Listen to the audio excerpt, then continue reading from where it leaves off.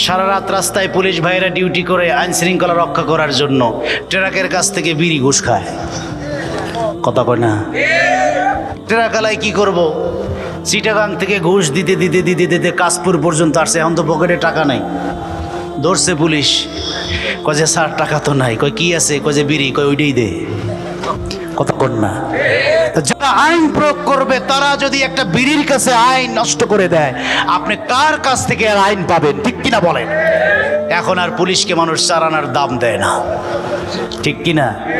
এর জন্য রাজনৈতিক সংস্কৃতি দায়ী। নেতা হয়ে নেত্রী হয়ে এই চেয়ারে বসে দাম্ভিকতা দেখায়, আর পৈতৃক সম্পত্তি হিসাবে রাজনীতিকে ব্যবহার করে এই দেশের মানুষের উপরে জুলুমগুলো করেছে। ঠিক কিনা বলেন? এখান থেকে বের হয়ে আসতে হবে, কোরআনের ছোঁয়া লাগাতে হবে, আল্লাহর কোরআনের দুই একটা আইনের ব্যাপারে সোচ্চার হতে হবে। একটা চোরকে ধইরা বাইতুল মোকাররমে হাতটা কাটলি তো হয়। কথা কয় না তো? একটা চোরকে ধইরা বাইতুল মোকাররমের খতিবকে যদি বলা হয় যে আপনি এটার হাত কাটেন, সব টিভিগুলো যদি লাইভ দেখায়, চুরি থাকবে।